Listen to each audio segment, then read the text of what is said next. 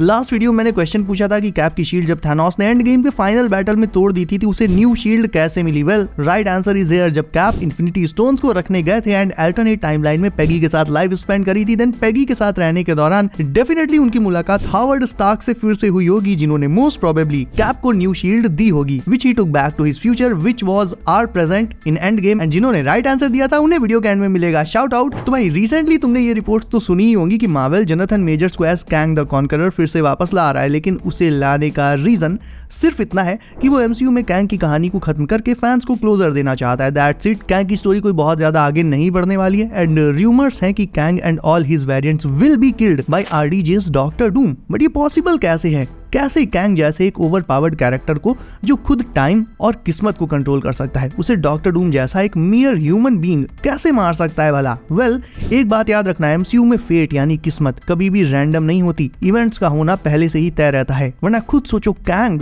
जो खुद को मास्टर ऑफ टाइम कहता है, उसे हमेशा से लगता था कि वो सब जानता है, हर खतरे से बचने का प्लान उसके पास ऑलरेडी होता था। स्टिल ना सिर्फ वो डिथ्रोन हो गया बल्कि आंट-मैन और लोकी जैसे हीरो से डिफीट भी हुआ, लेकिन अभी तक सिर्फ उसकी हार हुई है, वो मरा नहीं है। उसे मारना आंट-मैन जैसों के बस की बात है ही नहीं। ये काम सिर्फ और सिर्फ एक कैरेक्टर कर सकता है जो कैंग से भी बड़ा वाला है, एके डूम। तुम्हें शायद अंदाजा भी नहीं होगा बट आरडीजे का डूम और कैंग द कॉन्करर ये आपस में ब्लड रिलेशन में आते हैं। जानना चाहोगे कैसे? कैंग जिसका रियल नेम है नथानियल रिचर्ड्स। अब रिचर्ड्स वर्ड तुम्हें जाना पहचाना लग रहा होगा, राइट? रीड रिचर्ड्स की वजह से। रीड रिचर्ड्स एके मिस्टर फैंटास्टिक। नथानियल रिचर्ड्स यानी कैंग रीड रिचर्ड्स का एंसेस्टर हुआ करता था एंड 31st सेंचुरी का एक ब्रिलियंट साइंटिस्ट था वो। उसने मल्टीवर्स को डिस्कवर किया, टाइम ट्रैवल को मास्टर कर लिया, जिसके चलते he became Kang the conqueror. लेकिन इसका रिलेशन सिर्फ रीड से ही नहीं है बल्कि इसकी रूट्स लातवेरिया तक जाती हैं, जो कि डूम का होमलैंड है। और अब मैं जो तुम्हें बताने जा रहा हूँ बहुत ध्यान से सुनना। एक्चुअल में अभी तक एमसीयू में कैंग और डूम के डायरेक्टली कनेक्टेड होने का कोई इंडिकेशन नहीं मिला है। हेल डूम की तो कहीं बात ही नहीं हुई है, बट कैंग और कोई नहीं बल्कि डॉक्टर डूम का डिसेंडेंट है, यानी डूम का नाती पोता हो सकता है। कैसे? वो ऐसे गाइस की डूम और कैंग में बहुत सी सिमिलैरिटीज हैं, और मैं छोटी मोटी सिमिलैरिटीज की बात नहीं कर रहा हूँ कि दोनों साइंटिस्ट हैं और जीनियसेस हैं। न्यूप, मैं बात कर रहा हूँ टाइम ट्रैवल की। कैंग ने जहां टाइम ट्रैवल मास्टर कर रखा है, वहीं डूम ने खुद भी टाइम को मैनिपुलेट किया हुआ है अपने टाइम प्लेटफॉर्म डिवाइस से, जिससे ये प्रूव हो जाता है कि वो एटलीस्ट कैंग जितना ही जीनियस है टाइम ट्रैवल के सब्जेक्ट में।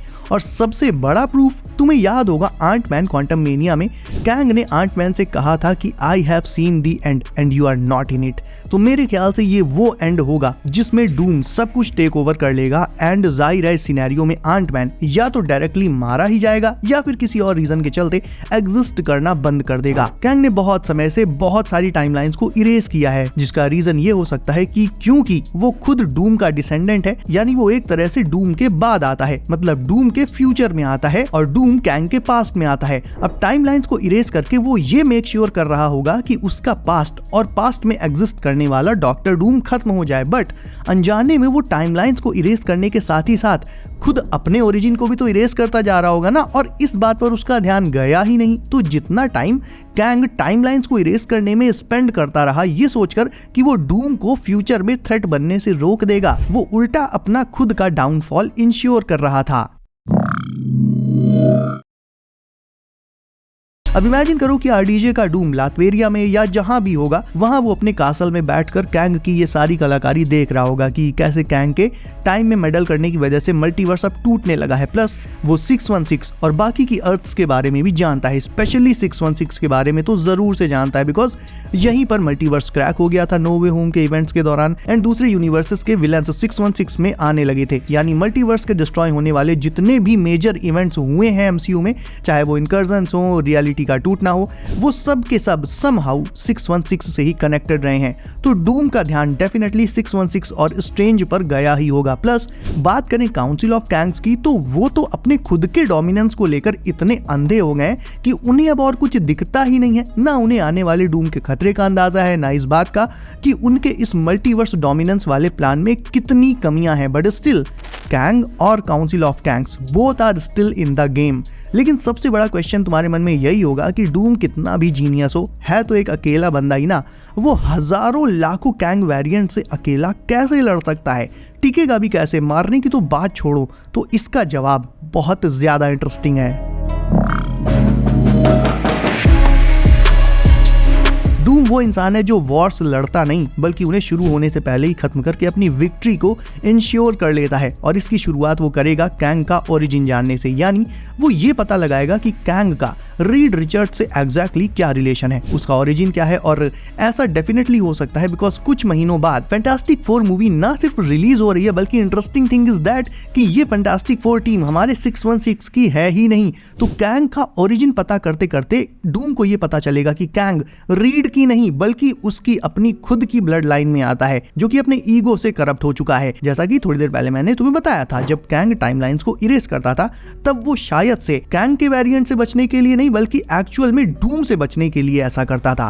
तो क्वांटम मेनिया में काउंसिल ऑफ कैंग्स को रेडी होते हुए दिखाया गया था, बट डूम इनसे खुद हेड ऑन फाइट नहीं करेगा बल्कि समहाउ इन्हें आपस में लड़वा देगा। एंड वी नो कि रेमेटूट, सेंचुरियन और इमॉर्टस के बीच खुद टेंशन रहती है। ये तीनों एक बात पर स्ट्रांगली अग्री नहीं करते हैं, स्पेशली सेंचुरियन के थॉट्स बाकी दोनों से अलग रहते हैं और वो इमॉर्टस पर तो कभी भरोसा नहीं करता। बाहर से दिखावा करता है वो बात अलग है। इवन एवेंजर्स कैंग डायनेस्टी की लीड स्क्रिप्ट वाली वीडियो में मैंने तुम्हें बताया था कि आगे चलकर मूवी में इमॉर्टस जब नेगा बैंड्स को हासिल कर लेता है उसके बाद वो सेंचुरियन को खुद मार देता है। यानी इतना तो क्लियर है कि काउंसिल ऑफ कैंग्स में अगर कोई फूट डाल दे समहाउ तो ये आपस में ही लड़ मर जाएंगे, और डूम मैनिपुलेशन में बेस्ट है। वो डेफिनेटली ऐसा करके ही काउंसिल ऑफ कैंग्स को टेक डाउन कर सकता है, और आखिर में लड़ने मरने के बाद जो भी 2-4 वेरिएंट्स बचेंगे उन्हें फिर वो इजिली खुद से ही मार देगा। यानी एवेंजर्स डूम्सडे की ओपनिंग में हमें कैंग का रिटर्न दिखाया जा सकता है जैसी की रूमर्स चल रही हैं।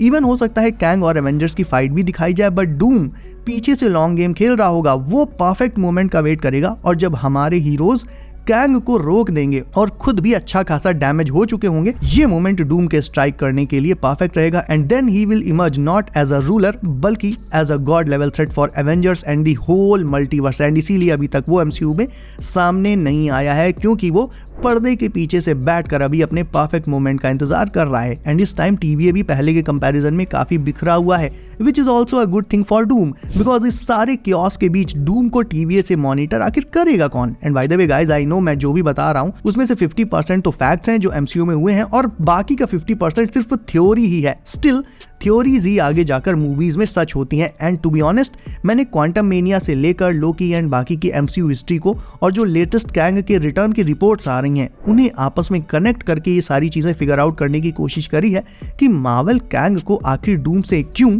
एंड कैसे मरवा सकता है। यानी ये सब कुछ कोई रैंडम स्पेकुलेशंस नहीं है, ये सब कुछ एमसीयू के फैक्ट्स एंड क्लूज हैं जो अभी चल रहे हैं। तुम खुद सोचो एक सेकंड के लिए, ये सारा सीन जो मैंने बताया, ये Fantastic Four, Loki, Quantumania, Doctor Strange, Secret Wars, इन सभी इवेंट्स को, सारी मूवीज एंड शोज को परफेक्टली कनेक्ट कर देती है। एंड सबसे बड़ी बात, इससे ये क्लियर हो जाता है कि इन सारे इवेंट्स के पीछे हमेशा से कैंग नहीं बल्कि डूम का हाथ था।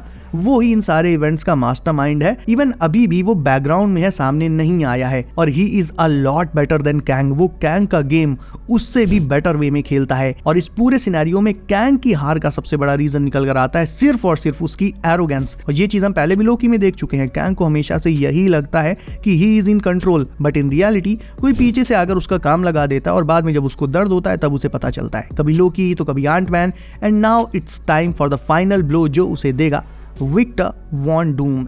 एंड अब बारी है शाउट आउट की। तो भाई जिन लोगों ने राइट आंसर्स दिए हैं उनके नाम हैं, बाय द वे अगर मैं किसी का नाम गलत प्रोनाउंस कर दूं तो उसके लिए सॉरी। लक्ष्य, हाय आई एम स्टार्क, अरे वाह बहुत बढ़िया।